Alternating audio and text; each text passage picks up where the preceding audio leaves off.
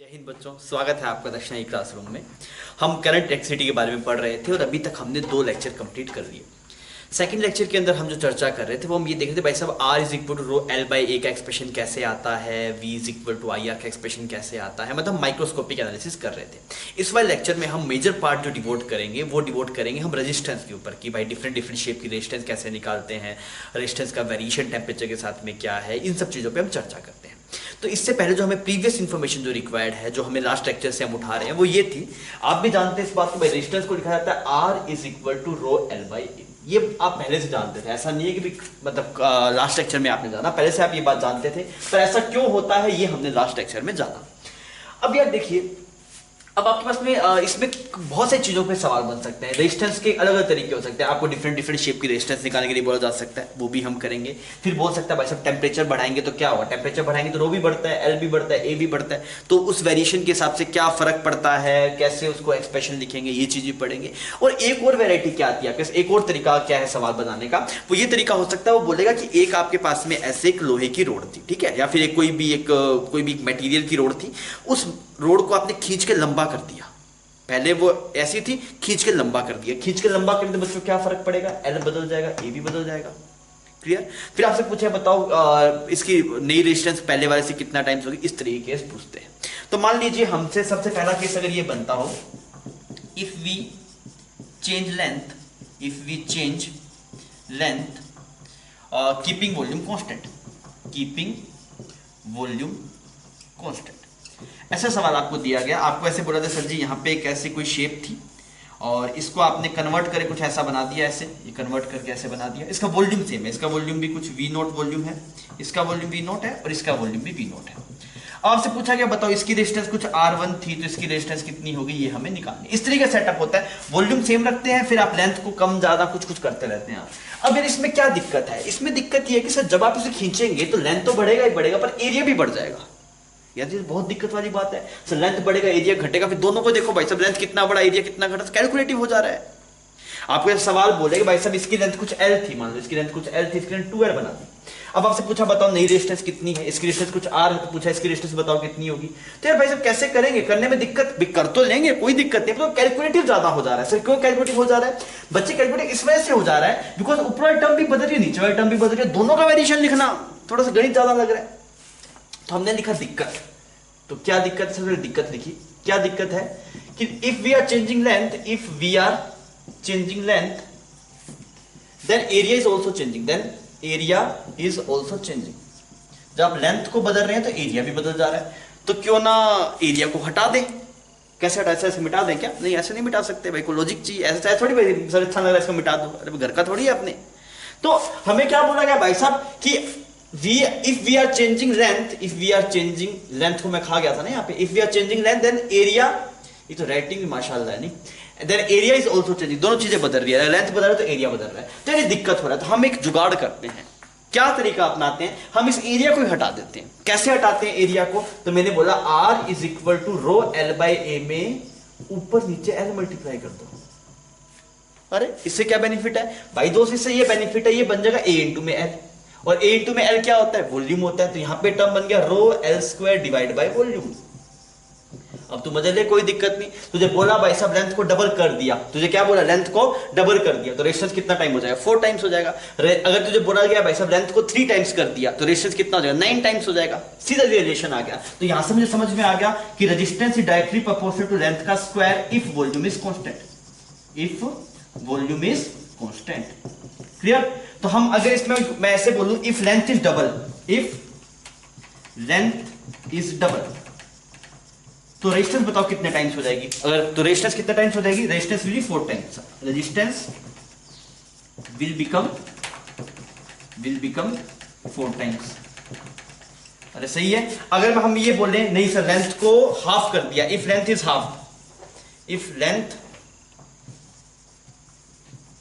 Half, अगर आपने length को हाफ कर दिया तो रेजिस्टेंस कितना बन जाएगा, रेजिस्टेंस कितने टाइम्स कम हो जाएगा, 1/4 टाइम कम हो जाएगा। तो resistance will decrease by factor of 4, तो यार अब सवाल आसान बन गया, मुझे पेन उठाने की भी जरूरत नहीं है, मुझे से समझ में आ गया भाई साहब, R is equal to rho L square by volume आ गया आपके पास, तो डायरेक्टली जो रेजिस्टेंस है वो एल स्क्वायर के प्रोपोर्शनल है। तो जब भी आपको दिक्कत महसूस हो, जैसे मुझे दिक्कत महसूस हुई, तो मैंने इसका तरीका भी निकाला, हमने क्या किया, हमने वॉल्यूम की टर्म लिया, एरिया को हटा दिया, तो हमारा काम बन गया। तो अभी हम देख रहे थे पहला टॉपिक जिसके अंदर हमने बात की if we are changing length keeping the volume constant. Second topic जो हमें पढ़ना पड़ेगा वो क्या होगा, if we are changing area keeping the volume constant. अगर एरिया को बदलेंगे तो कैसे चेंज करना है वो हम देखते हैं। बच्चों आप इसको छाप लीजिए, फिर अपने आगे बढ़ते हैं। तो अभी आपने क्या देखा, अभी देखा सर अगर हम लेंथ को चेंज करेंगे तो रेजिस्टेंस किस तरीके से चेंज हो रहा था, हमें दिखाया, दिक्कत समझ में आई, फिर दिक्कत का हमने सोल्यूशन निकाल लिया। अभी हम भाई साहब क्या करना है, अपने सर रेजिस्टेंस का जो फंक्शन है वो जो भी आपके पास में टर्म है रेजिस्टेंस का वो लिख दो ऐसे। अब की बार हम किसको चेंज कर रहे हैं, हम चेंज कर रहे हैं एरिया को। हम किसको चेंज कर रहे हैं, we are changing area, we are changing area, किसको कांस्टेंट रखते हैं, keeping volume constant, keeping volume constant. तो बच्चों वॉल्यूम कांस्टेंट रहना है, किसको बदल रहे हैं, एरिया को बदल रहे हैं। तो अब की बार क्या दिक्कत है, अब की बार दिक्कत है सर लेंथ की टर्म है। तो लेंथ की टर्म क्यों दिक्कत है भाई, सर लेंथ की टर्म इसलिए दिक्कत है बिकॉज अगर आप एरिया को बदलें तो लेंथ अपने आप बदल जाएगा, तो बहुत गणित लगाना पड़ेगा, मतलब कैलकुलेटिव हो जाएगा थोड़ा यार, ये भी बदल रहा है, ये भी बदल रहा है, तो क्यों ना दिक्कत भी हटा दिया जाए। सबसे पहले आप दिक्कत लिख लीजिए सर जी, क्या दिक्कत आ रही है, क्या है दिक्कत, हमें दिक्कत है कि सर जी हम किसको बदल रहे हैं, आप एरिया को बदल रहे हैं, तो एरिया को बदलने से लेंथ अपने आप चेंज हो जा रहा है। By changing area length is also changing, length is also changing. तो अब मैं पूछूं आपको क्या अच्छा नहीं लग रहा, तो आप ऐसे कुछ भी अच्छा लग रहा है, कुछ तो अच्छा लगना पड़ेगा भाई, इसमें बता क्या अच्छा लग रहा, तो इसमें क्या अच्छा लग रहा, इसमें लेंथ अच्छा नहीं लग रहा, लेंथ अच्छा नहीं लगा तो हटाओ भाई साहब लेंथ को। अब कैसे हटाएं, क्या कांस्टेंट है, वॉल्यूम कांस्टेंट है, तो क्यों ना ऊपर नीचे ए मल्टीप्लाई कर दें। अगर आप ऊपर नीचे ए मल्टीप्लाई कर देंगे तो बढ़िया काम हो जाएगा। देख R is equal to rho L by A लिखा, ऊपर नीचे ए मल्टीप्लाई कर दिया, तो ये भाई साहब ए एल क्या बन जाएगा, वॉल्यूम बन जाएगा। तो आर कितना आ जाएगा आपके पास में, रो वॉल्यूम, अरे सही कर देगा, नहीं यहाँ पे ए आएगा, ठीक है, रो वॉल्यूम मल्टीप्लाई ए स्क्वायर। अब कोई दिक्कत नहीं है, अब तो एरिया को बदलता रहे, वॉल्यूम तो कांस्टेंट है, तो रेजिस्टेंस किसके इनवर्सली प्रोपोर्शनल आ गई, एरिया के इनवर्सली प्रोपोर्शनल आ गई। तो सिंपल सवाल है, अगर मान ले कोई तुझसे ऐसे बोल दे, इफ रेडियस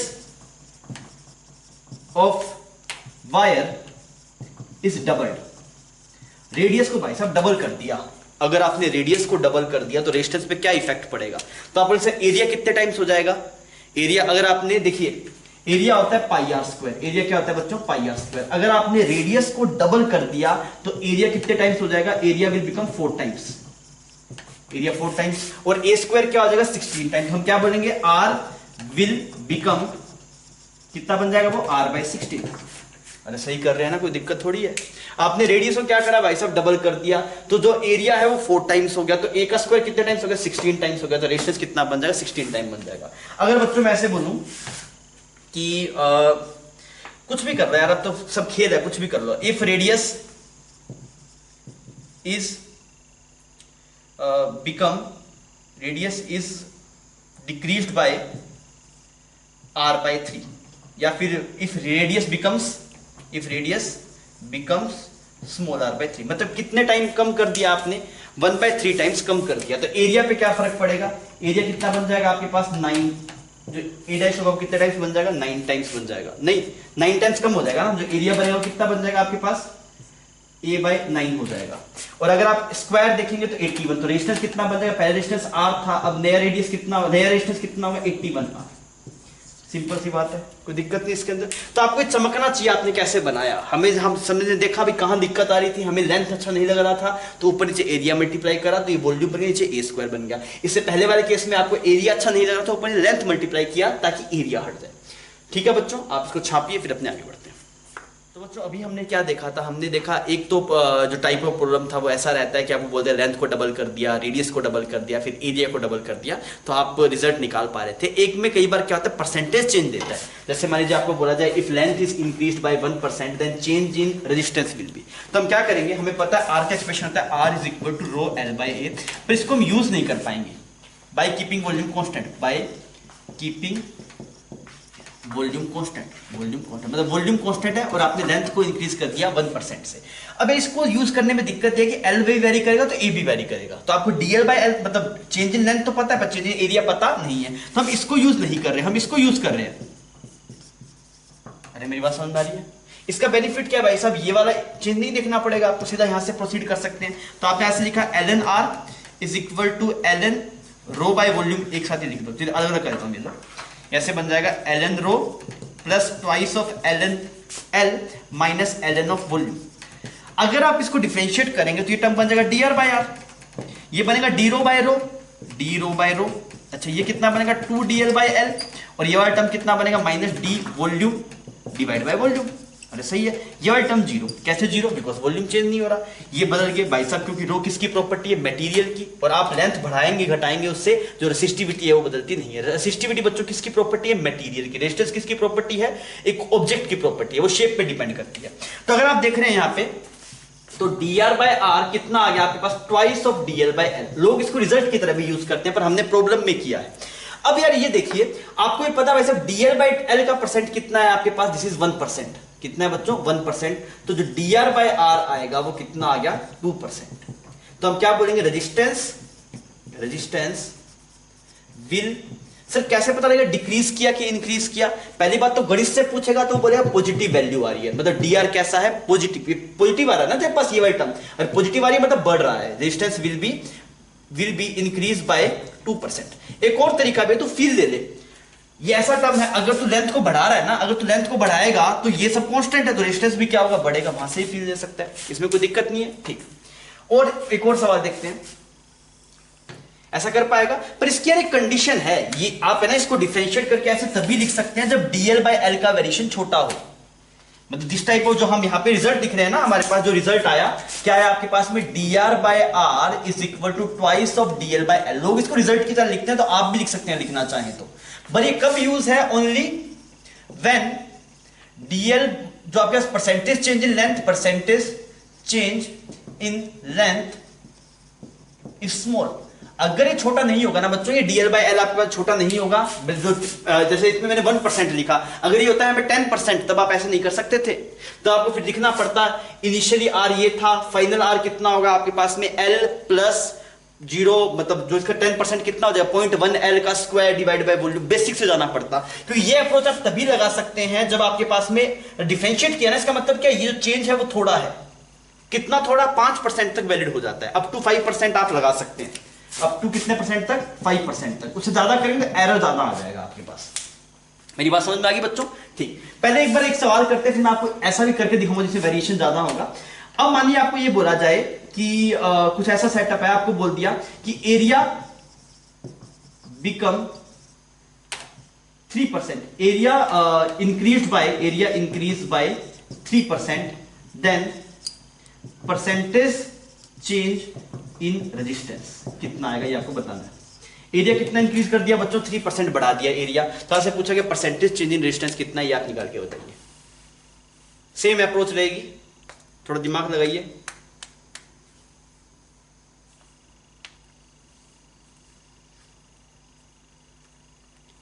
अभी हुआ? ठीक है, अगर नहीं किया तो स्क्रीन पॉज कर लीजिए।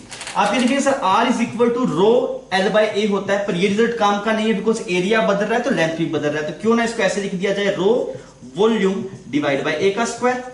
डिफरेंशिएट किए तो यहां पे बनेगा dr bye r is equal to d rho by rho constant हो जाएगा, d वॉल्यूम बाय ये भी कांस्टेंट हो जाएगा, माइनस कितना आएगा आपके पास, twice of da by a, twice of da by a, ऐसे ही आएगा आपके पास में इसी da बाय a। तो अगर आप देखें da बाय a कितना है, 3%, 3% आपने रेज किया, मतलब da बाय a कैसा पॉजिटिव है, प्लस 3%। अगर इसको आप डिक्रीज करते हैं -3% आता है आपके पास, तो यहां पे अगर आप देख रहे हैं तो कितना आ गया ये -6%। तो हम क्या बोलेंगे, रेजिस्टेंस विल डिक्रीज बाय कितने परसेंट, 6%। काम खत्म, क्लियर। अगर इस सवाल में ऐसा होता ना कि अरे तुझे देखो क्या पढ़ना है, तू हटवे ना लाए, ये क्या अगर आता है एरिया इज डिक्रीज बाय 3%, क्या आता है एरिया डिक्रीज बाय 3%, तो यहां पे ये टर्म कितनी आती, -3 आती, तब ये क्या हो जाता, हम बोलते हैं रेजिस्टेंस विल इंक्रीज बाय 6%। अरे ठीक है, अगर आप मान लो सिर्फ गणित से नहीं हमें फील्ड समझाओ, तो फील्ड समझ देखिए आप, अगर एरिया बढ़ेगा तो रेजिस्टेंस घटेगा, तो यहां पे एरिया क्या हो रहा है, बढ़ रहा है 3% से, तो रेजिस्टेंस क्या हो जाएगा, घट जाएगा। अगर इसका उल्टा होता, वैसे एरिया को घटाते तो रेजिस्टेंस बढ़ जाता। तो फिजिक्स पढ़ रहे हैं आप, एंजॉय कीजिए फिजिक्स को, आप गणित से पूछेंगे तो गणित भी आपको सही जवाब देगा। समझ गया बच्चों? इतना छापिए, फिर अपने आगे बढ़ते हैं। सवाल आपके सामने है। अब की बार जो रेडियस को चेंज किया वो थोड़ा चेंज किया, कितना 1%। जब भी थोड़ा चेंज करे तो आप जो डिफरेंशिएट करके रिजल्ट लिखते थे वो यूज कर सकते हैं, पर बच्चों जब भी चेंज बड़ा आएगा तो बेसिक से जाना पड़ेगा। वो कैसे जाएंगे मैं एक सवाल करके दिखाऊंगा, पहले आप इसको प्रोसीड कीजिए।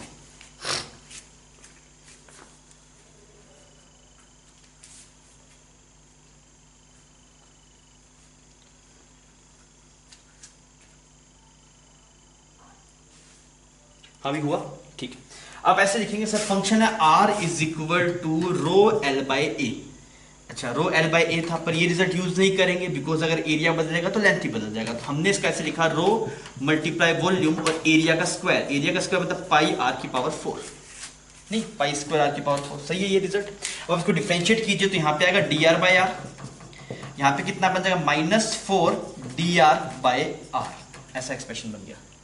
सर कैसे बना ऐसा एक्सप्रेशन? या देख ये कांस्टेंट है, ये कांस्टेंट डिफरेंशिएट करेगा जीरो आ जाएगा। ये रो स्क्वायर भी कांस्टेंट, सिर्फ इसका डिफरेंशिएशन करना है। तो इसको डिफरेंशिएट करेगा तो आर की मतलब इसका पहले ln लेगा। तो मैं करके दिखाऊंगा, बेसिक से करके दिखाता हूं।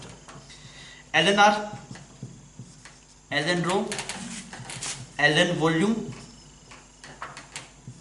ln volume -4 ln r minus ln pi का ट्वाइस। ऐसा एक्सप्रेशन है। अब जब आप इसको डिफरेंशिएट करें तो ये बनेगा डी आर बाई आर, ये बनेगा डी रो बाई रो। ये क्या बनेगा? डिफरेंशिएशन ऑफ वॉल्यूम किसके रिस्पेक्ट में? वॉल्यूम के रिस्पेक्ट में। ये बन जाएगा -4 डी आर बाई आर। ये क्या बन जाएगा? -2 डी पाई बाई पाई। ये सब तो कांस्टेंट है ना यार, ये भी जीरो, ये भी जीरो, ये भी जीरो। सिर्फ क्या आया? D r by r. अच्छा ये आर आर आपको कंफ्यूज कर रहा है कि छोटा आर है ना, ये रेडियस है आपके पास। यहाँ पे छोटा आर कर देता हूँ ताकि कंफ्यूजन ना हो। ठीक है, ये एक्सप्रेशन आ गया आपके पास। तो अब आप क्या बोले? D r by r is equal to -4 d r by small r. अब आपने क्या बोला कि रेडियस इज इंक्रीज बाय 1%। तो अगर इंक्रीज किया तो डी आर पॉजिटिव है, तो ये एक्सप्रेशन कितना है बच्चों? 1%। तो अगर रेडियस आपने 1% इंक्रीज किया मतलब ये टर्म पॉजिटिव होगी, तो रेजिस्टेंस क्या होगा? Resistance will be decrease by कितना? 4%। क्लियर है ये बात? अगर भाई ऐसा होता कि वो बोलता रेडियस को डिक्रीज किया तो ये टर्म नेगेटिव लिखते, फिर 4% आता। मैं बोलता गणित में दिक्कत है, कोई दिक्कत नहीं। यहां पे देखिए सीधा, अगर आप बच्चों रेडियस को बढ़ाएंगे तो एरिया टर्म बढ़ेगी, तो रेडियस जो रेजिस्टेंस है वो क्या होगी? कम होगी। रेडियस को बढ़ाएंगे तो टर्म बढ़ेगी, तो रेजिस्टेंस ऑटोमेटिकली क्या हो जाएगी? कम हो जाएगी। अब आइए यार, अच्छा ठीक है, अप्रोक्सीमेशन समझ में आ गया बच्चों, ऐसे लेके आप इसको कर सकते हैं। पर अगर मान लीजिए कभी ऐसा हो, if length is increase by 10%, then percentage change in the resistance। अब की बार आप क्या ये ऐसा अप्रोक्सीमेशन लगा सकते हैं क्या? आप लिख तो देंगे, पर ये जो टर्म होता है dr बाय, इसमें dr क्या तो छोटा होता है ना, तो अब क्या आप इसको ऐसे प्रोसीड नहीं कर सकते। तो खतरा मेंशन करके ये वाली बात लिख लेना क्या कि सर जी जो अब की बार परसेंटेज जो हम डिफरेंशिएट करके रिजल्ट लिख रहे थे वैसे नहीं लिख सकते, बेसिक से जाना पड़ेगा। बेसिक से जाना होगा। बेसिक से जाना होगा। क्यों जाना होगा? बिकॉज परसेंटेज चेंज बड़ा है, परसेंटेज चेंज बड़ा है। छोटा होता तो बात बन जाती, 1% होता कोई दिक्कत नहीं थी, पर अब की बार दिक्कत है। तब कैसे करेंगे? आप अटेम्प्ट कीजिए, फिर मैं करके दिखाता हूं आपको। हम देखिए इसको, ठीक। तो आप ये बोले sir R is equal to rho L square multiply volume, ये रिजल्ट यूज करेंगे। तो इनिशियल तो ये हो गया आपके पास में, फाइनल देखेंगे तो R रो की जगह रो, एल की जगह कितना है? एल प्लस 10% है ना। 10% कितना हो गया बच्चों आपके पास? 0.1 एल, 0.1 एल का square divide by volume. This is r dash. ये आर फाइनल है आपके पास, ये इनिशियल हो गया, ये आर फाइनल हो गया। अब आप क्या कीजिए, आपको परसेंटेज चेंज निकालना है। परसेंटेज चेंज क्या होगा आपके पास में? R final minus r initial divide by are initial multiply 100। This is percentage change. ऐसे करेंगे आप इसको। तो आइए अब इसको थोड़ा करके देखते हैं। पहले इसको मिटा देते हैं, इधर वाली पोर्शन को।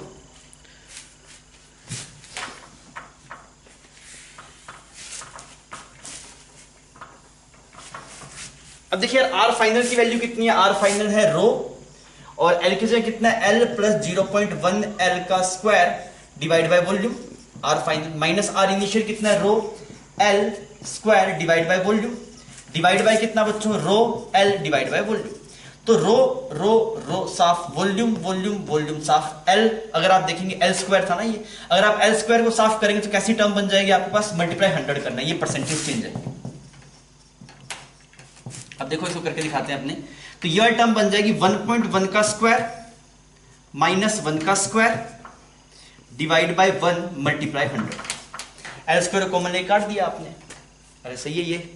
अच्छा अभी इसकी वैल्यू निकाल लो, ये कितना है 1.21 माइनस 1 तो कितना है 0.21 आया बच्चों, कितना है 0.21 मल्टीप्लाई 100 तो कितना है 21%, कितना है बच्चों 21%।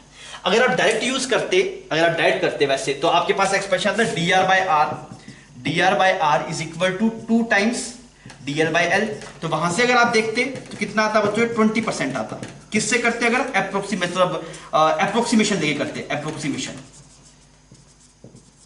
तो देखिए एप्रोक्सीमेशन और जो रियल में आ रहा है वो ये आ रहा है परसेंटेज चेंज, ये आपके पास आंसर है। पर अगर आप उससे करते थोड़ा वेरिएशन आता, देखिए 20% का, यहाँ पे 20 था वहां पे 21 था, 1% का वेरिएशन आ गया, तो ये वेरिएशन बड़ा है। तो इसलिए मैं बोल रहा हूं जब तक ये 5% तक की बात करें तो आप लगा लेना, 5% ज्यादा बात करें तो आप बेसिक से करना। चमक गया बच्चों, आप छापिए। बच्चों पहले एक सवाल कर लेते हैं, बहुत देर से थ्योरी कर रहे हैं, थोड़ा सवाल कर लेते हैं। सवाल में ये है आपके पास में कि आपको रेजिस्टेंस बताना है। आपको एक क्यूबॉइड बनाया गया, तीनों साइड्स की जो लेंथ है वो दिखा दी गई ए बी एंड सी। आपको रेजिस्टेंस बताना है, मटेरियल की रेजिस्टिविटी रो गिवन है। सबसे पहले गिवन है कौन कौन से फेस है, front end back face, second top and bottom face, third right and left face. Clear है? तो ये वाला जो फेस है वो फ्रंट है, ये वाला फेस क्या है, फ्रंट है आपके पास में, जिसका ए बी साइड है वो फ्रंट फेस है, this face is front face. आगे तो आप कर पाएंगे सारा फ्रंट, ये वाला सामने वाला जो दिखाई दे। करके बताइए कितना कितना रेजिस्टेंस सारा, फिर अपने सोल्व करेंगे।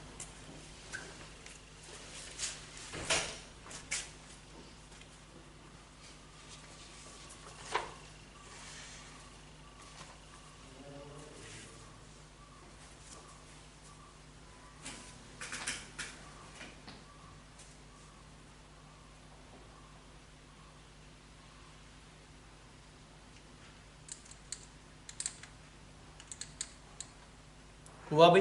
ठीक। देखिए यार अब इसमें एक अच्छी बात है जहां पे लोग फंस सकते हैं, ऐसा सवाल 2 बार जेई में आएगा, मैं दोनों सवाल आपको करवाऊंगा, 2 बार जेई पूछ चुका है इस सवालों को, तो ये इंपॉर्टेंट रहता है आपके पास ये सवाल। तो इसमें आप इसकी आर का एक्सप्रेशन है rho L by a, r का एक्सप्रेशन कितना है रो एल बाई ए। तो एग्जाम पॉइंट ऑफ व्यू से भाई साहब एक कंसेप्ट इंपॉर्टेंट कंसेप्ट सुन लीजिए क्या है। लोगों को ये फॉर्मूला पता होता है पर नालायक वो ये नहीं जानते एल क्या लेना है ए क्या लेना है। तो हमने पता है एल क्या लेना है बच्चों, यहाँ पे खतरा मेंशन करके लिख ले भाई, यहाँ पे एल क्या लेना है, l length along current flow, length along current flow, और ए क्या लेना तुझे, area perpendicular to the current flow. समझ में आ रही है? आप वापस से ढंग से नोट कर ले कहीं पे, R is equal rho L by A में एल है वो क्या length along the current flow और ए क्या area perpendicular to the current flow. अब तो देख यार अगर तू बात कर रहा है फ्रंट फेस की और बैक फेस की, किसकी बात कर रहा है, हम यहां पे देख लेते हैं। ऐसे मान लीजिए ये ऐसा कोई क्यूबॉइड है आपके पास, ऐसे आप एज्यूम करिए कोई क्यूबॉइड है, तो ये फ्रंट फेस हो गया, ये वाला बैक फेस हो गया। क्लियर? ये फ्रंट फेस और बैक फेस। तो करंट कैसे जा रहा होगा, ऐसे ऐसे करंट जा रहा होगा, ऐसे करंट जा रहा होगा। अगर ये फ्रंट है ये बैक है, करंट कैसे जा रहा है, ऐसे जा रहा है। तो लेंथ कौन सी लेनी है, ये वाली, एरिया कौन सा लेना है, ये वाला। लेंथ ये आएगी और एरिया क्या आएगा, ये वाला आएगा। जब आप इस वाले की और इस वाले के अक्रॉस निकाल रहे हैं तो करंट कैसे फ्लो करेगा, ऐसे। एरिया कैसा आएगा, ऐसा। दो जब तो इस वाले फेस और इस वाले फेस के बीच में निकाल रहा है तो करंट ऐसे फ्लो करेगा, तो ये लेंथ आएगा, ये एरिया आएगा। चमक रहा है क्या? ठीक। तो अभी हम क्या लिखेंगे इसके अंदर, तब बड़ी सजी देखिए, सीधी सी बात है, हमें समझ में आ गया। रो तो रो, फ्रंट और बैक फेस के अंदर, फ्रंट और बैक फेस में करंट ऐसे जा रहा है, ऐसे, तो लेंथ क्या आएगी सी, और बच्चों एरिया क्या आएगा आपके पास ए बी। बहुत बढ़िया, ये सही था क्या आप लोगों का? अगर आप बात करेंगे टॉप और बॉटम, टॉप और बॉटम, तो रेजिस्टेंस क्या आएगा आपके पास में, रो एल की जगह क्या आएगा, जिस लेंथ के अलॉन्ग करंट आ रहा है, कौन सी लेंथ के अलॉन्ग आ रहा है, बी के, और एरिया क्या आएगा बच्चों आपके पास, ए सी। अरे ठीक। फिर अगर आप बात करेंगे right and left, right and left, right left right left, इसके बीच में अगर आप देखेंगे तो आर कितना आएगा, रो, एल की जगह कितना आएगा बच्चों, ए, क्योंकि इस वाले लेंथ का जा रहा है करंट, और एरिया कितना आएगा आपके पास, बीसी एरिया आएगा। तो छोटा सा कंसेप्ट, जेई ऐसे ही पॉइंट, कोई भी एग्जाम होगा, जेई होगा, नीट होगा, ऐसे ही पॉइंट पकड़ेगा जहां पर लोगों को कुछ आइडिया हो पर वो गलत आइडिया हो। जैसे आपको रो एल बाई ए पता है पर एल क्या ये नहीं पता, ए क्या पता, इसका मतलब नहीं पता ना। अब पूरी इन्फॉर्मेशन नहीं है उस चीज की, तो आप पता होना चाहिए भाई साहब R is rho L by A में खतरा करके मेंशन कर ले, एल क्या है length along the current flow और ए क्या है area perpendicular to the current flow. अगर ये बात पता होगी सवाल बहुत खटाके से हो जाएगा तेरे पास। छाप इसको, फिर मैं और सवाल देता हूं। ये सवाल प्रीवियस ईयर जेई में आया हुआ है, 2010 में पूछा गया था ये सवाल। अगर कंसेप्ट स्ट्रॉन्ग होगा तो आप फटाफट इसको कर पाएंगे सवाल को। सवाल पूछा गया find out resistance between front face and back face. Front face and back face मतलब इस वाले फेस में और पीछे जो फेस बन रहा होगा आपके पास में, इन दोनों बीच में रेजिस्टेंस कितना आएगा। रेजिस्टेंस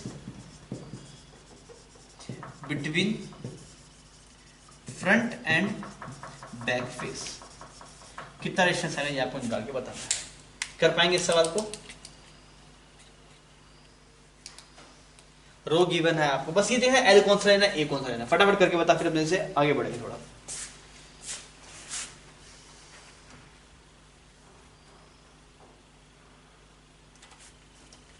सिंपल है सर, कैसे करेंगे। आर रो लेंथ, करंट किसके अलोंग जा रहा है, इन दोनों पॉइंट्स के अबाउट निकालना। करंट कैसे जा रहा है, ऐसे जा रहा है करंट ना, ऐसे ऐसे बह रहा है करंट, ऐसे अगर करंट बह रहा है तो लेंथ कितनी है, बी है आपके पास, और एरिया कितना है आपके पास, एल मल्टीप्लाई टी। तो ये रेजिस्टेंस आगे कोई दिक्कत नहीं। अगर पूछता भाई साहब इस वाले फेस और इस वाले फेस मुझे तब भी बताया था, रो एल की जगह एल आता और एरिया की जगह कितना आता, बी इंटू में टी। जेई ने इस वजह से दिया जो लोगों को याद होगा l rho L by b, तो लोग इसको एल लिख देंगे ऊपर, ये ऑप्शन था आपके पास में, पर ये गलत है, ऐसा नहीं होगा। हमें पता है भाई साहब रो एल बाई में एल, ये नहीं जो एल लिखा है वही एल है, नहीं ऐसा नहीं है। लेंथ क्या है, वो लेंथ जो करंट फ्लो के अलोंग है, और एरिया कौन सा, जो इस जो करंट फ्लो के परपेंडिकुलर एरिया है। समझ गया बच्चों, ठीक है। एक और सवाल देता हूं मैं आपको इसी तरीके का। ऐसा क्रॉस सेक्शन है आपके पास में, मतलब फ्रंट व्यू ऐसा दिखाई दे रहा है आपको, इसकी ये साइड आपके पास में ए है और ये वाली साइड भी कुछ ए है, और ये वाली साइड ऐसे कुछ कितनी है, 2a है, और ये वाली साइड भी कैसी है बच्चों, 2a है। तो ये क्या था, ऐसे एक ऐसी शेप का एक क्यूबॉइड शेप की बार थी, ऐसे क्यूबॉइड शेप की बार थी। इसकी ये वाली आप कुछ मान लीजिए एल, ये कुछ एल मान लीजिए इसको, ये जैसे कुछ बी मान लीजिए बी, ठीक है। और इसमें क्या हुआ, इसके अंदर से इतना पोर्शन काट के, मतलब एक और छोटे क्यूबॉइड को, एक क्यूबॉइड जिसका 2a साइड थी और बी था, उस क्यूबॉइड में से ए और बी साइड का क्यूबॉइड काट लिया, तो अंदर से खोखला हो गया, इसमें फिर एक नया क्यूबॉइड भर दिया। मेरी बात समझ में आ रही है? आप ऐसे समझिए जैसे ये वाला डब्बा ऐसे, ये ऐसे क्यूबॉइड था आपके पास में, कितनी शेप का, ये ए है, आप ये 2a ये 2a, ठीक है। इसमें से क्या किया आपने, इस ए शेप के क्यूबॉइड को काट लिया, यहां पे से ए शेप का बनाया, इसको पूरा खोखला कर दिया, खाली हो गया, आपको आर पार दिखाई दे रहा है। फिर इसमें नया मटेरियल, नया क्यूबॉइड डाल दिया। अब भाई साहब इस वाले क्यूबॉइड की जो आपके पास रेसिस्टिविटी है वो तो है 2 रो, और इस वाले बाहर वाले कितनी है, रो। समझ में आ रही है? मतलब ये जो भरा है नया, उसकी रेसिस्टिविटी 2 रो, इसकी कितनी है, रो। आपसे बोला गया find resistance between front end back face, front end back face. इसमें आपको ये बताना है भाई साहब, जो फ्रंट फेस था और बैक फेस था उसके बीच में रेजिस्टेंस कितनी है, ये आपको निकाल के बताना है। सोल्व कीजिए इसको, फिर अपने डिस्कस करते हैं।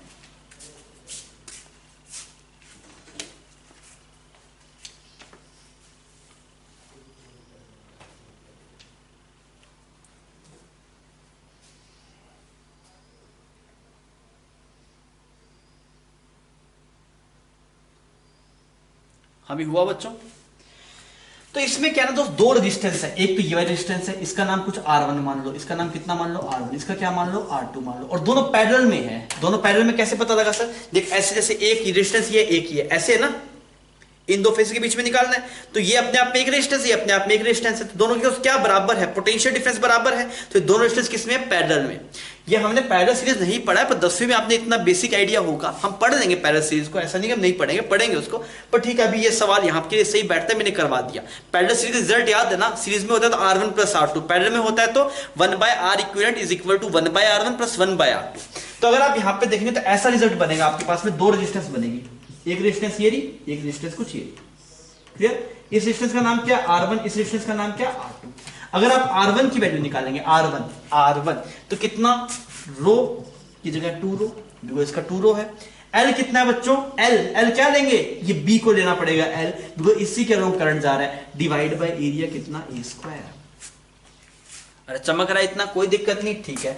R2 देख, R2 रो क्या मटेरियल है उसका, रो है उसका वो, जो रेसिस्टिविटी है वो रो है, length again b, divide by area, area 4a square आएगा क्या? नहीं आएगा दोस्त 4a स्क्वायर, कितना आएगा? बिकॉज भाई साहब ये वाला एरिया जिसमें करंट फ्लो कर रहा है इसे कॉरस्पॉन्डिंग वो 3a स्क्वायर है, 4a स्क्वायर में से a स्क्वायर काट लिया ना, कितना है बच्चों? 3a square. अब काम हो गया आपके पास, अब आप कर लीजिए, आर इक्विवेलेंट आप निकालेंगे, 1 by r equivalent is equal to 1 by R1, और 1 बाय R1 की वैल्यू कितनी? 1 by R1 plus 1 bye R2। आप इसको सोल्व कर लीजिए तो आर इक्विवेलेंट आ जाएगा। आर इक्विवेलेंट निकाल के बताऊंगा कितना आता है आपके पास, R1 R2 divide by R1 plus R2, 2 by 3 divide by 1 plus 2 by 3, 5 by 3, 2 by 5। R equivalent आएगा 2 by 5 rho b divide by a square. आप इसे करेंगे तो ये रिजल्ट मिल जाएगा आपको, कोई दिक्कत नहीं इसके अंदर। कुछ गलत कर दिया मुझे लग रहा है, कुछ गलत कर दिया, एक मिनट बोलना एक बार। ये आएगा 2 1 by 3 divide by 2 plus 1 by 3 ना, तो ये 7 बाय 3 आएगा, तो 2 by 7, so this will be 2 by 7, 2 by 7। फिर ये आपके पास रिजल्ट आएगा। तो आपको समझ में आ गया, आपने देख लिया भाई साहब, दो अलग अलग मटेरियल हैं, दोनों का रो डिफरेंट डिफरेंट, वो लिख लिया, फिर एल लिख दिया, ए लिख दिया, काम बन गया, कहानी खत्म। ठीक है, आप छापिए इसको। सवाल में आपके पास में एक होलो सिलेंडर है, उसकी इनर रेडियस R1 है, आउटर रेडियस R2 है, समझ में आ गया? मतलब इसी वाले पोर्शन में मटेरियल है, यहाँ पे खोखला है अंदर से, और इसकी जो ये वाली लेंथ है वो कुछ आप मान लीजिए L, वो कितनी मान लीजिए आप? L। आपसे ये बोला गया, बताइए resistance between the planar surface. पहला सवाल ये कि इन प्लेनर सरफेस, ये वाला सरफेस प्लेनर और इसके बीच में रेजिस्टेंस कितना है, पहले तो आप ये निकाल के बताइए।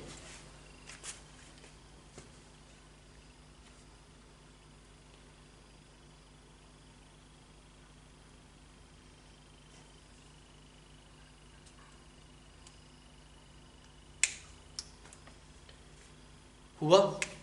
ये सिंपल है सर, आर का फॉर्मूला रो। अच्छा, एल कौन सा है? ये वाला है एल। ये क्या है? एल। हर एक पॉइंट पे एरिया कितना है? एल, और एरिया है आपके पास में pi, this is R2 square minus R1 square, यही आपके पास एरिया। तो ये रेशियस आए, खत्म बात।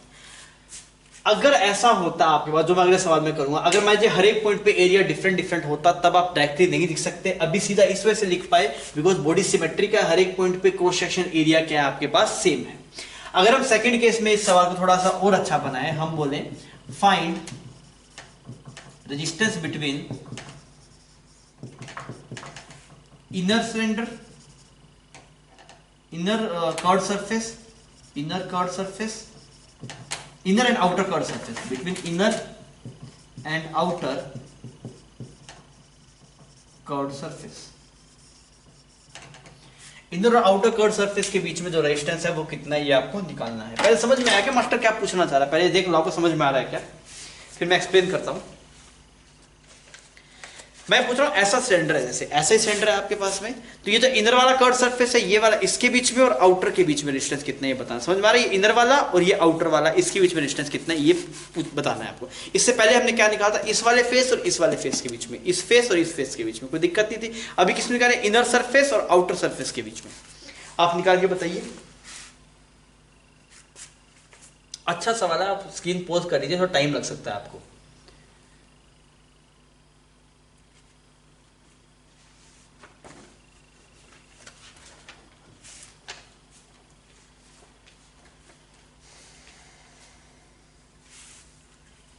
किया जाए अब इसको, ठीक।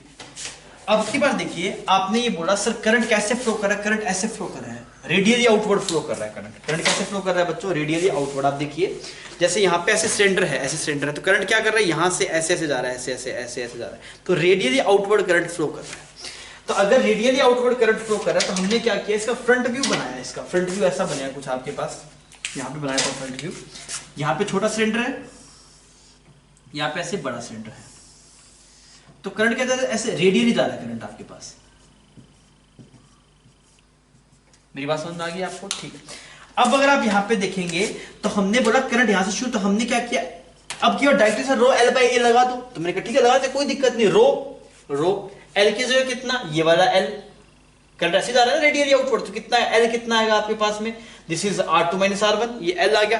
पर एरिया कैसे लेंगे? यहाँ पे एरिया यूनिफॉर्म था, पर यहाँ पे एरिया यूनिफॉर्म नहीं है। यहाँ पे एरिया अलग है, यहाँ पे एरिया अलग है। आप देखिए, जो हमने बोला सर एल क्या होता है? अलोंग द लेंथ, करंट के डायरेक्शन में जो लेंथ आती है वो लेना होता है। तो करंट ऐसे रेडियली जा रहा है, तो हमने क्या किया? ऐसे ऐसे एक एलिमेंट माना है, ऐसे मान लिया ऐसा एलिमेंट, x दूरी पे कितनी विड्थ का एलिमेंट माना बच्चों, dx विड्थ का एलिमेंट माना।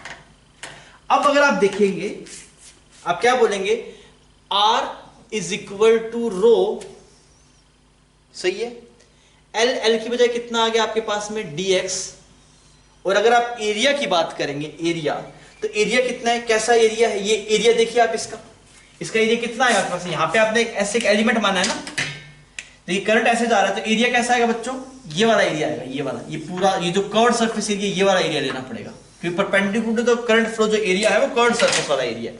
आप ये समझिए, जैसे ये एक ऐसे सिलेंडर था आपके पास में, आपने यहाँ पे एक पेज को एलिमेंट मान लिया, तो उस पेज का एरिया आएगा ना आपके पास में। तो अगर आप देखिए आपको कर्व्ड सरफेस वाला एरिया लेना है, अब कर्व्ड सरफेस का एरिया कैसे लिखा जाएगा आपके पास, this will be 2 pi x, और ये यहां पे L आ गया, ये dr है। ये क्या है, ये dr मतलब ये छोटे से एलिमेंट की जो रेजिस्टेंस है वो है आपके पास।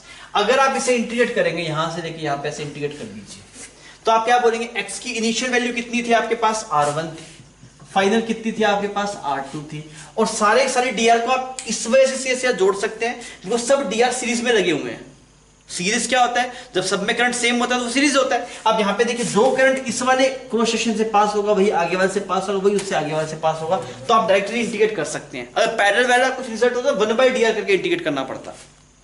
आप इतना सोचेंगे नहीं, आप सीधा कर देते हैं यहाँ पे, पर मैं बता रहा हूं कि आपने ऐसा क्यों किया, बिकॉज देखिए यहाँ पे आपने छोटा एलिमेंट माना, फिर उससे बड़ा माना, फिर उससे बड़ा माना, तो जो करंट इससे जा रहा है वही करंट इससे जा रहा है, वही करंट इससे जा रहा है, सबसे वही करंट जा रहा है, बस सबसे जब करंट सेम होता है वो सीरीज होता है, सीरीज सीधा जुड़ता है। आर नेट क्या होता है, R1 + R2 + R3, तो यहां पे डायरेक्टली इंटीग्रेट करेंगे, सीधा सीधा जोड़ दिया, क्लियर। अगर आप देखेंगे यहां पे तो बन गया R इक्विवेलेंट, तो रो आपके कॉमन आ गया, 2 पाई L कॉमन आ गया, और यहां पे कितना आ गया, ln r की लिमिट कहां से कहां तक, ln r2 divide by r1, ये आपके पास R इक्विवेलेंट आ गया। तो इसके लिए भी, इसको करने के लिए आपको सही ढंग से क्लियर होना चाहिए भाई साहब, R is equal to rho L/L a में L कौन सा लेना है, जिस लेंथ के लोग करंट जा रहा है। तो मैंने देखा भाई साहब करंट रेडियली जा रहा है, तो ये वाली लेंथ लेनी पड़ेगी, कितनी लेंथ है आपका, dx। एरिया अगर आप देखें तो एरिया कौन सा आएगा, यही ये वाला एरिया आएगा। ये एरिया कितना है बच्चों आपके पास, 2 pi x multiply dx, sorry 2 pi x multiply l, क्योंकि ये कर्व सरफेस वाला एरिया जा रहा है ना, यहाँ पे देखिए ऐसे ऐसे करंट जा रहा था, तो परपेंडिकुलर एरिया कौन सा आएगा, ये कर्व वाला एरिया आएगा। कर्व वाला एरिया कितना आपके पास, 2 पाई x मल्टीप्लाई l, तो ये रिजल्ट आ गया। तो बढ़िया था, ये वाला सवाल जो था वो बढ़िया था, ये आपको कंसेप्ट सिखा देगा भाई साहब कि अगर आप समझ जाएंगे भाई साहब एल कैसे लेना है, ए कैसे लेना है। ठीक है बच्चों, आप इसको छापिए। बच्चों प्रैक्टिस के लिए एक और सवाल है, पर अब की बार ये स्फेरिकल शेप का दिया है ना, आपके पास में स्फीयर है, एक सॉलिड स्फीयर, उसमें से R1 स्फीयर को, R1 रेडियस का स्फीयर कट कर दिया, समझ में आ रहा है आपको, तो होलो स्फीयर बन गया। इनर रेडियस कितनी बन गई R1, आउटर रेडियस कितनी बन गई R2। ये स्फीयर है, दिख रहा सेंटर जैसा है, पर ये है कैसा बच्चों, स्फीयर है आपके पास। आपको बोला गया इस इनर पार्ट में और इस आउटर पार्ट के बीच में जो रेजिस्टेंस होगा वो आपको निकालना है, R इक्विवेलेंट आपको निकालना है। कर पाएंगे आप इसको, ठीक है, तो आप इसको होमवर्क में नोट कर लीजिए, आप खुद इसे प्रोसीड कीजिए। वैसा ही सेम सवाल है, अब तो ट्राई कर लो, मैं आपको हिंट दे दूंगा, पूरा सोल्व नहीं करूंगा, मैं हिंट दे देता हूं आपको, पहले आप ट्राई कर लीजिए इसको।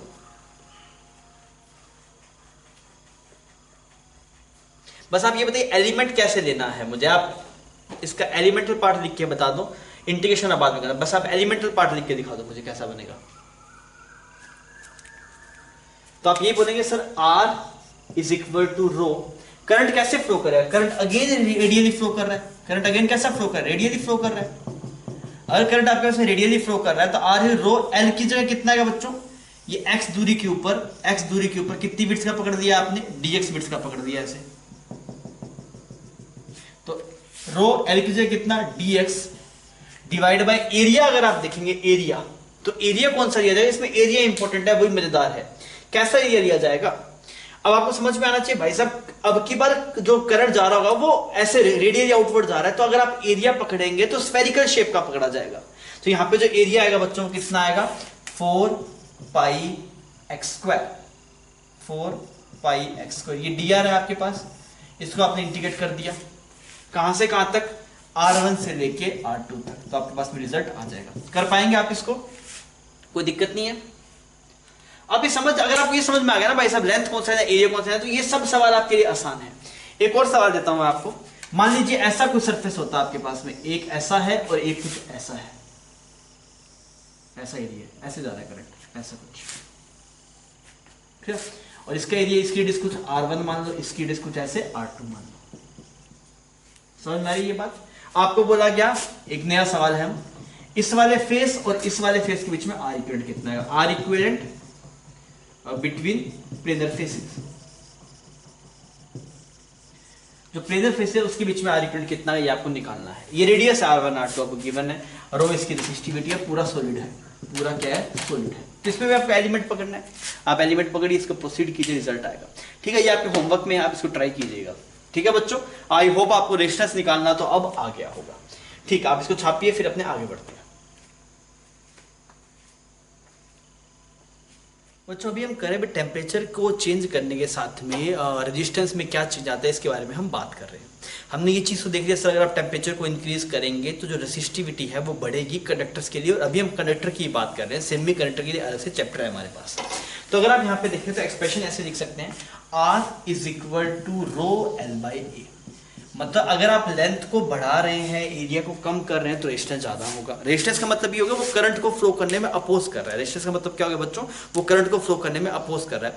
आप इसको ना वाटर से लिंक कर सकते हैं। जैसे मान लीजिए आपके पास में एक ये वाली ऐसी पाइप है, छोटी सी पाइप है, ये ऐसी इतनी बड़ी पाइप है, इसमें पानी फ्लो होने में, और एक ऐसी इतनी सी पाइप है, इसमें पानी फ्लो होने में, किसमें पानी फ्लो होना आसान है, इसमें पानी फ्लो होना आसान है, इसमें पानी फ्लो होना मुश्किल है। तो आप क्या बोलते हैं, इसमें जो वाटर रेजिस्टेंस है वो ज्यादा है, इसमें वाटर रेजिस्टेंस कम है। सेम ऐसे ही आप चार्ज का मूवमेंट देख सकते हैं। देखिए अगर आपने इसमें क्या किया, लेंथ को बढ़ाया और एरिया को घटाया, अगर आप लेंथ को बढ़ाएंगे एरिया को घटाएंगे तो रेजिस्टेंस बढ़ेगा। देखिए अगर ऐसा होगा तो पानी को फ्लो होने में दिक्कत होगी। पर अगर आप बात करें सर आप बड़ा पाइप रखेंगे तो पानी बहुत इजीली फ्लो कर सकता है आपके पास में। तो इसमें क्या किया, एरिया को बढ़ाया, लेंथ को कम किया। तो ये आप इससे लिंक कर सकते हैं, पर इसका अलग है सिनेरियो। पर हमने एक एक चीज को बहुत एलिमेंटल तरीके से देखा, तो ये एक्सप्रेशन हमें मिला, R is equal to rho L by A. इतनी बात चमक रही है बच्चों। तो आप रेजिस्टेंस को, आप कहीं फंस जाए ना, तो आप इस वाली रेजिस्टेंस को वाटर रेजिस्टेंस से कंपेयर कर सकते हैं, तो वहां से आपको जवाब मिल जाते हैं कई बार।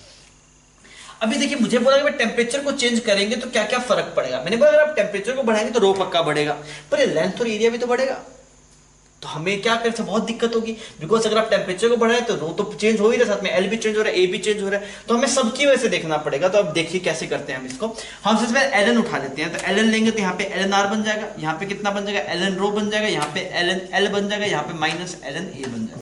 तो अब अगर हम इसको देखेंगे तो ये बन जाएगा आपके पास में जी डी आर बाई आर। इसको आप डिफरेंशिएट करेंगे तो यहाँ पे बन जाएगा डी रो बाई रो, और यहाँ पे क्या बन जाएगा आपके पास में डी एल बाई एल, और यहाँ बन जाएगा माइनस डी ए बाई ए, ऐसा बन जाएगा।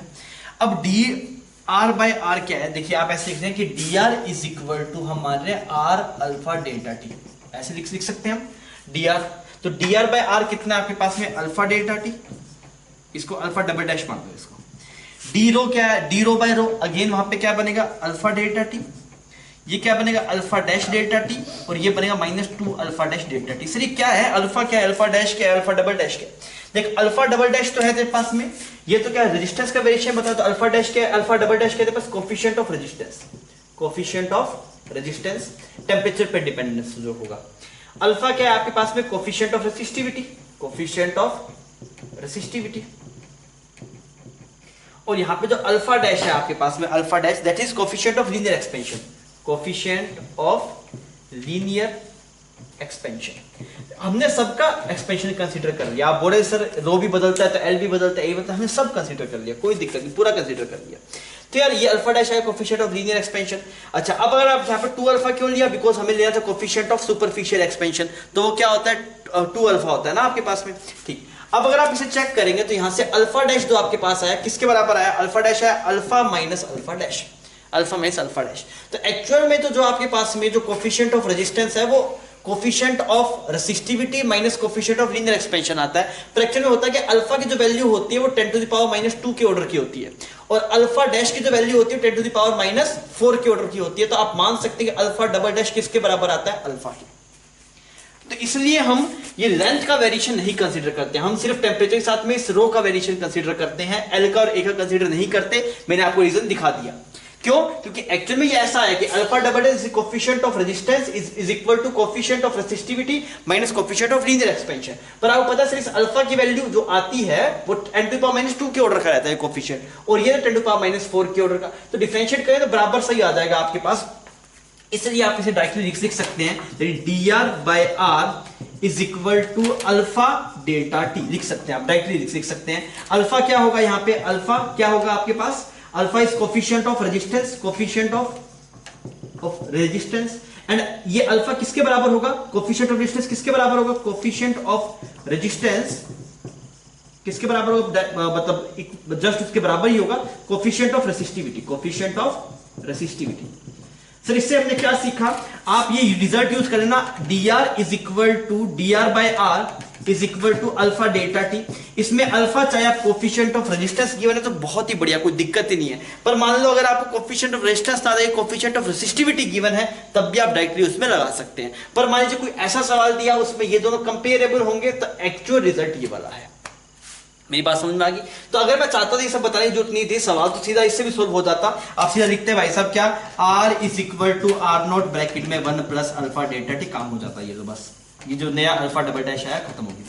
ये अल्फा डबल डैश मैं आपको दिखा दिया भाई साहब, alpha double dash coefficient of resistivity के बराबर आता है अगर आपके पास में रियलिस्टिक केस है। पर मान लीजिए कुछ ऐसा केस बना दिया नहीं सर इसका भी रो कंसीडर करना है, तो आपको भाई साहब उस वाले केस में अल्फा डैश किसके बराबर करना पड़ेगा? अल्फा डैश होगा अल्फा डैश माइनस, हमने क्या लिया था? Alpha dash, alpha minus alpha dash, alpha minus alpha dash, ये लेना पड़ेगा।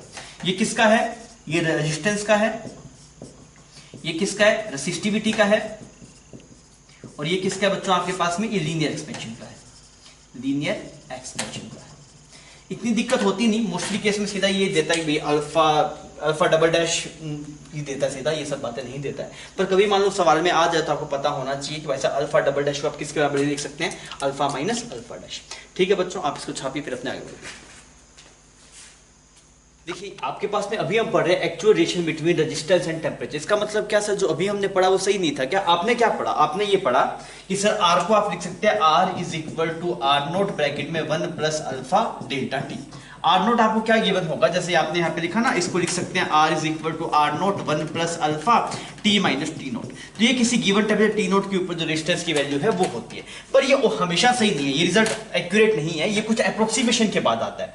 एक्चुअल रिजल्ट बच्चों जो आपके पास में होता है वो कुछ ऐसा होता है, आप लिखेंगे यहाँ पे dr/r किसके बराबर लिखा आपने? अल्फा डेल्टा टी, ऐसे लिख सकते हैं आप dr/r अल्फा डेल्टा टी, ये एक्चुअल रिजल्ट है। फिर क्या करेंगे आप? इसको इंटीग्रेट करना पड़ेगा आपको। कहां से? मान लीजिए कुछ जनरल टेम्परेचर आपके पास में, ये तो ठीक है, अभी आपने यहाँ पे डेल्टा टी लिख रखा है, ठीक है। यहाँ पे आप देखें तो यहाँ पे आएगा आर इनिशियल, यहाँ पे आएगा आर फाइनल। इसको आप देखें तो क्या बनेगा? ln R final divide by are initial is equal to alpha delta T. तो आर का रिजल्ट जो बनता है आर फाइनल आपके पास जैसे R naught e to the power alpha delta T. सही है ये बात? अब इसमें कंडीशन क्या लगती है? If alpha delta T is very small, किसी कंपैरिजन में 1 के कंपैरिजन में अगर ऐसा होगा आपके पास, तो आप क्या लिखेंगे? R final is equal to R naught e to the power alpha delta T को आप क्या लिखेंगे? 1 प्लस अल्फा डेल्टा टी। पर बच्चों इसको ये वाला रिजल्ट हमने लिख रखा है ना यहाँ पे, ये रिजल्ट आप तभी लिख सकते हैं ओनली वैलिड कब? When alpha delta T is very small as compare to 1। ये बात ध्यान रखना बच्चों, अगर आपके पास में कभी ऐसा हो रहा है कि अल्फा डेल्टा टी छोटा नहीं है आपके पास, तो ये एक्चुअल रिजल्ट है। This is actual result. अभी मैं आपको 2 सवाल करवाता हूं दोनों पे, जिसमें एक में आप ये यूज कर पाएंगे, एक में यूज नहीं कर पाएंगे। तो आप मुझे बताएंगे सर ये कब यूज करना है? ये तब यूज करना है जब अल्फा डेल्टा टी 1 से बहुत छोटा नहीं है। जनरली होता क्या है ना, अल्फा की वैल्यू रहती है 10 टू द पावर -2 के ऑर्डर की, टेम्परेचर रहता है मतलब कुछ कितना 10 डिग्री 5 डिग्री, तो उसकी वजह से आइटम छोटी ही मिलती है। छोटी मिलती है तो रिजल्ट लग जाता है, अगर छोटी नहीं मिलेगी दोस्त तो ये रिजल्ट आपको लगाना पड़ेगा। समझ गई इतनी बात? कोई दिक्कत नहीं है इसके अंदर। तो यहां पे आप खतरा करके मेंशन कर लीजिए, ये वाला रिजल्ट कब लगाना है? बच्चों when alpha delta T is very small as compare to 1, और जनरल रिजल्ट क्या है? R is equal to R naught e to the power alpha T. कर पाएगा? नहीं फंसेगा इसके अंदर? ठीक है, इसको छाप फिर अपने आगे बढ़ते हैं। बच्चों सवाल है आपके सामने, आपको 2 फॉर्मेट में सवाल लिखा हुआ, एक ये सवाल है, एक ये सवाल है। इस वाले सवाल में तो क्या बोला कि आप पहले पढ़ लीजिए दोनों सवालों, पहले इसको पढ़ लीजिए, पहले हम इसको अप्रोच करेंगे ना, पहले इस सवाल को कर लीजिए फिर अपने इसको देखेंगे। पहले आप इसको अप्रोच करके देखिए, पहले सवाल पढ़ लीजिए फिर मैं बता देता हूं आपको।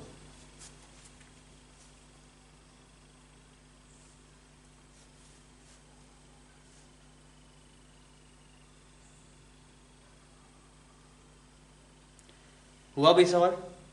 इसमें क्या बोल रखा है आपको? आपको ये बोला है इनिशियल जो रेजिस्टेंस है वो है 1 ओम। कितने डिग्री पे? 20 डिग्री पे। टेम्परेचर को रेज किया, सो फाइनल रेजिस्टेंस कितना बन गया इसका? 1.2 ओम। अल्फा की वैल्यू आपको गिवन है। अब आपसे पूछा बताओ रेज इन टेम्परेचर कितना होगा। अब यार मेरे दिमाग में डाउट ये आ रहा है सर क्या लगाना है, मतलब R is equal to R naught bracket 1 plus alpha delta T लगाना है, या फिर R is equal to R naught e to the power alpha delta T, क्या लगाना चाहिए वो आपको सोचना है। अब अटेम्प्ट कीजिए, फिर मैं डिस्कस करता हूं इसको।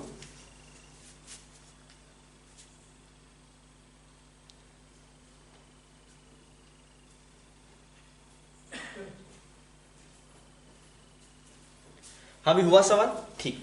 अब देखिए यार हमने ये जाना कि अगर आपके पास में अल्फा डेल्टा थीटा की वैल्यू बहुत छोटी आती है 1 से, तब आप ये रिजल्ट लगा सकते हैं। अब देखिए अल्फा की वैल्यू कितनी? 10 टू द पावर -2। टेम्परेचर देखिए पहले 1 ओम था 1.2 ओम, तो टेम्परेचर थोड़ा सा बढ़ाया होगा, कितना बढ़ाया होगा आपसे? Approx 10 degree 20 degree. तो फिर भी अगर आप देखें तो वैल्यू छोटी आएगी।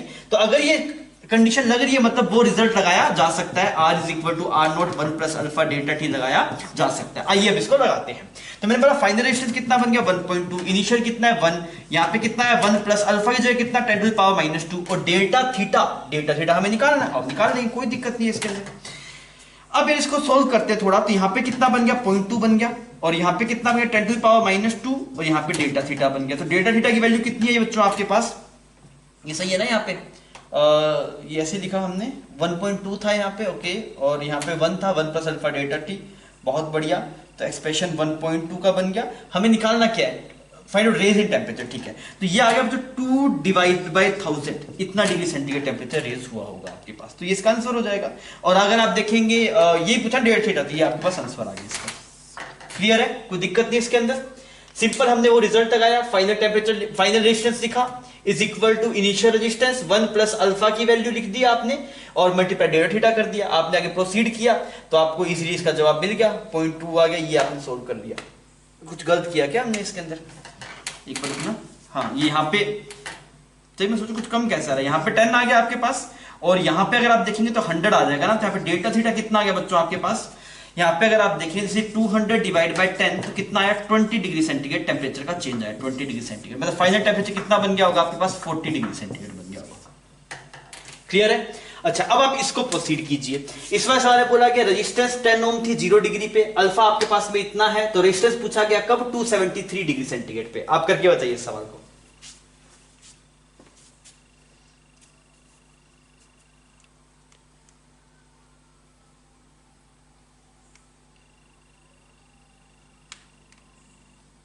हुआ बच्चों?